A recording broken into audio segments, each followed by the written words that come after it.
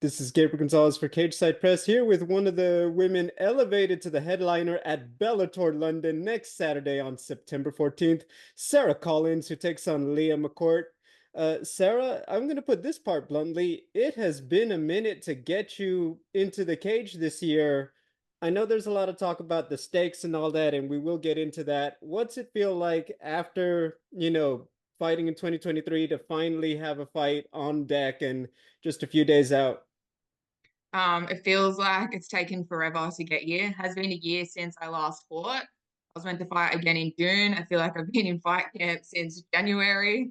Yeah, it's felt like a long time, and I'm ready to have this fight so I can have a rest. Because it's your first one, I do want to ask you just obviously you were built up with the old regime of Bellator. This is going to be your first appearance, under the new iteration with PFL. How have you found the experience and everything else as, obviously the company has gone through some changes? Yeah. Well, the old company was great. They treated me so well. I have no complaints there. And even when I went to Dublin, for my fight that got cancelled, with the new company, they were still great. They super professional. Everyone's super lovely. Yeah, and they're just really nice. Well, that's always good to hear. Obviously, anytime there's some changes, you hope it's not too bad. I'd like to talk to you about the women's featherweight division because I think an easy way to say it, it's in this weird period, right? I think that we've gotten so used to an old guard and obviously led by names like Cyborg, who is still here, but like Amanda Nunes.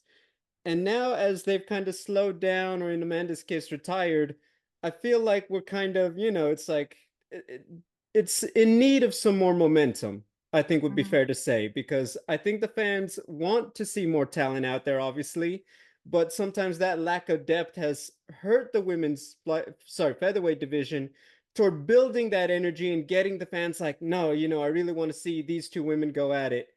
I'd like to ask you the question in this way. What do you think is necessary to get the fans, get everybody back on board to say, nah, the women's featherweight division is still popping off and we're ready to see something new?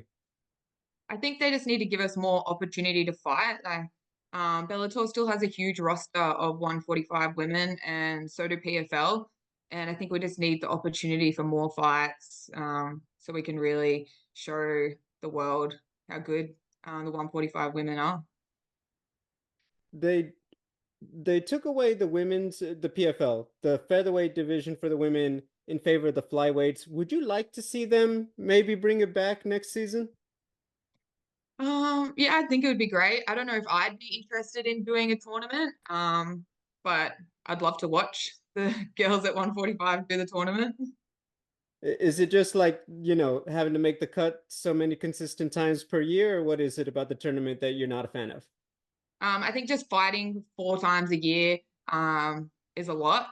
I I feel like I'm always injured or my body's slowing down. I don't know if I'd be able to do well with 4 fights a year. Um, I think 2 to 3 is perfect for me. But at the moment, I only seem to get one. I just think, yeah, 4 fights a year is a lot. To ask you about some other things going on. Obviously, the one of the biggest fights to be made, and it's obviously in your division, Cris Cyborg, Larissa Pacheco. I'm sure a lot of people want your take on it leading up to the fight. I am no exception. What do you think about that one with Larissa and Cris? Well, I hope Cris wins. I think she's going to win. Um, yeah, I think it's going to be a good fight. I don't think it's going to go the distance. I think someone's going to go to sleep before the second round is over. And yeah, I think Cris is going to win. I take it because you would hope to be the one with the opportunity to kind of end her run in Bellator, I'd I assume. think that's everyone's goal is to be the one who beats Cris Cyborg. So yeah, that would be nice. To talk a little bit about that, when did you get the call that you were going to be the main event? Because I this is didn't, rather new for us. yeah, I didn't get the call. I woke up yesterday morning and I saw it on Instagram.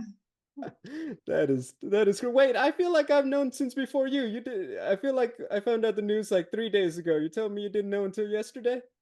No, I knew 24 hours ago when I woke up about this time yesterday. Miss Collins, I gotta say, you need to have a word with your manager about getting into some text message threads. I know. That is, I would be. slightly insulted, but I get it. People are Mm. busy, so I'll give you that one. Um, all right then. So look, all right then. Let me put it this way: what is your reaction? Obviously, you get the headlining spot to yourself, with Leah. There's a little look. People leave, sorry, people stay until the main event. That's when an arena is at its most packed. There's a lot more attention. Obviously, it'll be the, what happened. Oh, in Bellator London, so and so defeated so and so. What is that feeling like to be in your first headliner? I still think it's sinking in. Like within 24 hours, now I have to do 8 interviews this morning. There's a lot more to do. I think I'm still processing it, and it'll probably won't sink in until I'm in London and I have to do extra face-offs and stuff with Leah, and then I'll see. Yeah, then I think it'll sink in that I'm headlining the London show. We hear often about the European crowd. What are you expecting when you get out there and just the reception that the fan base likes to have for combat? Obviously, it's special, unlike anywhere else, United States and beyond. Yeah. I'm excited. Well, when I fought in Dublin, the crowd booed me for the whole time. So Oh, surely it can't get worse than that. So no, I'm excited as long as they're loud, and we can feel the energy. Yeah, I love a loud crowd.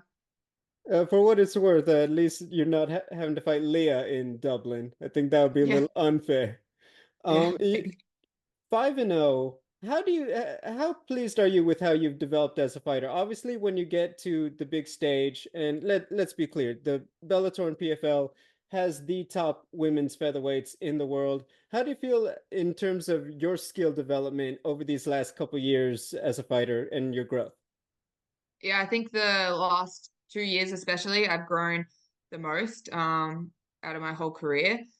And I'm slowly like realizing that I belong here. I'm still only 5-0. I feel like I'm still a baby in my career, but yeah, I feel like this is where I belong with these girls who are at the top, even though I'm only 5 fights into my career. And I think, yeah, since my last fight, I've had a huge improvement. I can't wait to show everyone. For fans who may not be acquainted with you yet, can you talk about how you first got involved in mixed martial arts? So when I was a kid, 8 years old, my mom took me down to the local judo club, and I started judo and I did judo until I was about 25, 26 years old. When I just had too many injuries, and judo is very hard on your body. Um, I had too many injuries, so I decided to do some striking to help my body a little bit, and then just progressed into MMA that way. Were you someone who got into a lot of fights like as a kid and teenager, or is this strictly something you've always kept to the cage? No, I really hate confrontation, so I'm definitely not a fighter outside of the cage. Really? Like, let's say, I don't know, maybe someone thinks you cut them off in traffic or something, or I whatever don't reason. wave and apologize. If someone comes up to you, you don't like, feel like rolling your shoulders out. You're just like, no, no, I'm sorry. None of that ever. Yeah, no. Oh my gosh. I think that's wonderful personally. I think that it's very refreshing. Let's talk about Miss Leah McCourt. Obviously, she's been wanting to get in the cage. I think it's very well chronicled. She was up there for the title shot. Now, obviously, changes to the business have changed her plans, so to speak. What are your thoughts on her game and what she brings to the table? Yeah, I think she's a good, tough opponent. I think she's got lots of pressure.